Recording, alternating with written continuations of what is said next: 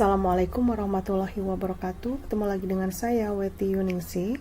Kali ini saya akan membahas ulangan latihan soal sistem saraf ya untuk kelas 11 ya, Kurtilas sistem saraf. Jadi sistem koordinasi itu terdiri dari sistem saraf, sistem hormon, dan panca indera. Nah, kali ini saya akan bahas soal tentang sistem saraf. Yang pertama, nodus Ranvier pada serabut manusia adalah merupakan apa? Jadi kita harus tahu bagian dari neuron ya, seperti yang kita tahu ya. Ini adalah gambar dari neuron, sel saraf ya, sel saraf di mana di yang pendek-pendek ya, yang pendek-pendek ini adalah dendrit. Saya kasih warna beda. Nah, ini adalah dendrit ya. Kemudian yang panjang ini adalah neurit atau akson. Nah, kemudian yang di sini ini adalah badan sel. Kemudian di akson ini nanti terdapat seperti ini. Nah, akson ya yang mendapatkan selubung ya. Ini selubung myelin. Ya, ini namanya adalah sel squam. Ya, sel squam ini diselubungi oleh selubung myelin. Nah, ada bagian yang tidak ada selubungnya ya. Di sini ada bagian yang tidak ada. Nah ya, sini ini kan ada bagian yang tidak dikasih selubung ya. Nah, ini yang dinamakan dengan nodus Ranvier. Tujuannya apa? Untuk mempercepat reaksi. Jadi nodus Ranvier pada serabut manusia adalah bagian serabut yang memberi tanggapan tidak, bagian serabut yang memiliki banyak cabang tidak, bagian serabut yang menerima rangsangan tidak, bagian serabut yang tidak mempunyai selubung. Betul. Nah, sekarang kita bahas nomor 2. Urutan jalannya impuls pada neuron ya. Jalannya impuls pada neuron ini adalah dimulai dari dendrit ya, kemudian menuju badan sel dan menuju ke neurit. Jadi urutannya adalah dendrit, badan sel, akson atau neurit. Kemudian kita bahas nomor 3. Senyawa asetilkolin pada mekanisme penghantaran impuls oleh serabut saraf diproduksi oleh. Nah, jadi ada senyawa yang namanya asetilkolin. Jadi kalau tadi kita gambarkan adalah untuk sel saraf ya. Nah, ini sel saraf, ujung sel saraf satu dengan yang lainnya akan saling berhubungan ya. Nah, ini untuk bisa melewatinya, ini kan namanya sinapsis ya. Nah, pada sinapsis itu ada bagian prasinapsis dengan postsinapsis. Nah, untuk prasinapsis jadi ada sesuatu media yang dipakai untuk menghantarkan impuls dari ujung saraf satu ke yang lain. Maka pada bagian prasinapsis ini akan mengeluarkan senyawa yang disebut dengan asetilkolin. Jadi asetilkolin itu diproduksi oleh bagian neuron prasinapsis ya. Nomor 4, neuron yang dendritnya berhubungan dengan reseptor dan aksonnya berhubungan dengan neuron lain disebut neuron apa? Jadi kata kuncinya adalah reseptor. Kalau reseptor berarti yang pertama kali menerima rangsang ya. Yang pertama kali menerima rangsang atau stimulus itu adalah afferent gitu ya. Jadi kalau yang setelah menimbulkan gerak itu namanya efferent efek gitu ya. Jadi yang pertama adalah afferent, dimulai dari huruf A, afferent. Jadi neuron yang dendritnya berhubungan langsung dengan reseptor itu adalah afferent. Kalau berhubungan langsung dengan motorik atau gerak itu adalah efferent. Kemudian nomor 5, nah perhatikan gambar di bawah ini. Berdasarkan gambar di atas, fungsi bagian otak bernomor 1 dan 4 adalah oke. Kita lihat ya di sini.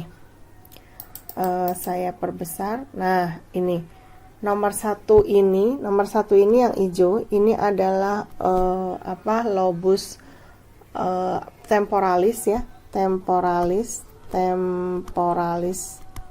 Buat apa temporalis? Kanan kiri ada di sini ya, berarti itu adalah telinga untuk pendengaran.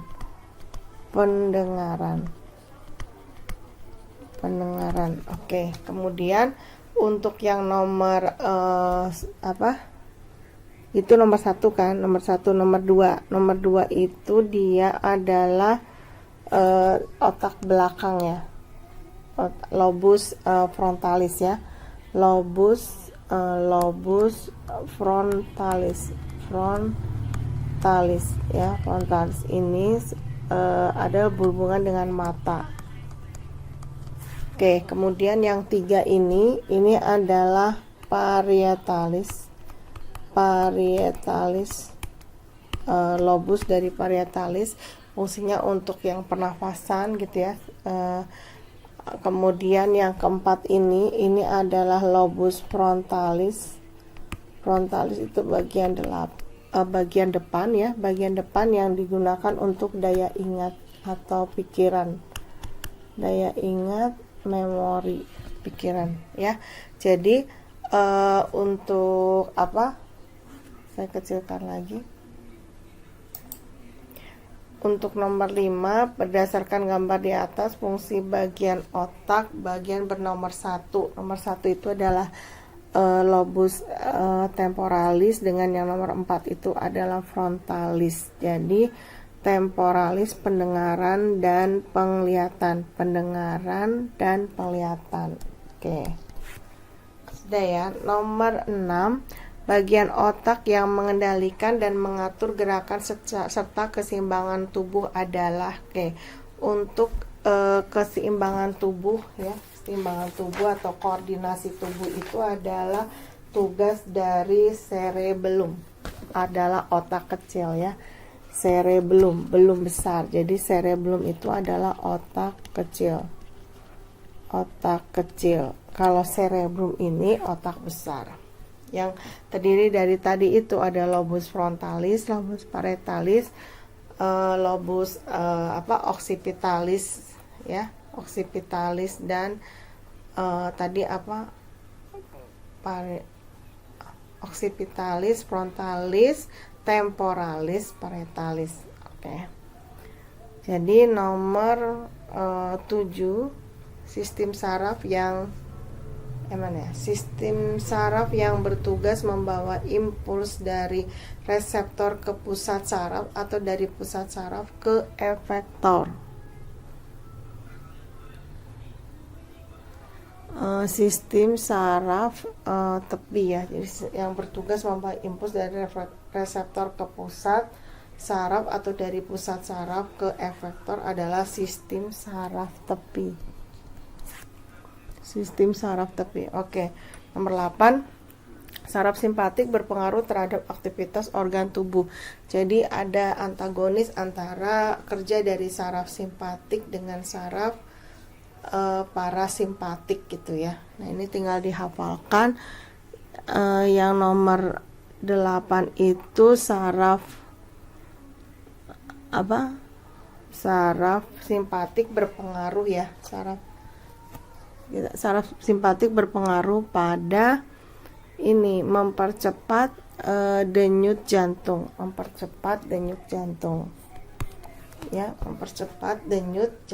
Oke.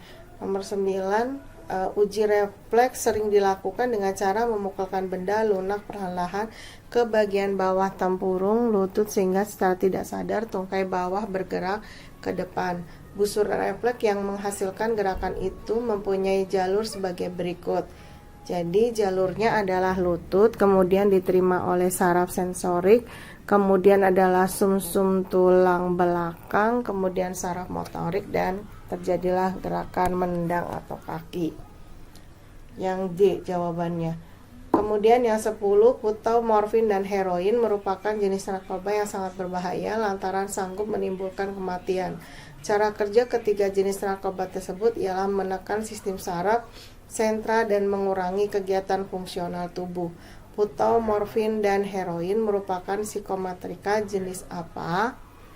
Nah, jadi untuk yang putau, morfin, ya, heroin ini dia jenis merupakan ini kan apa namanya, narkoba gitu ya.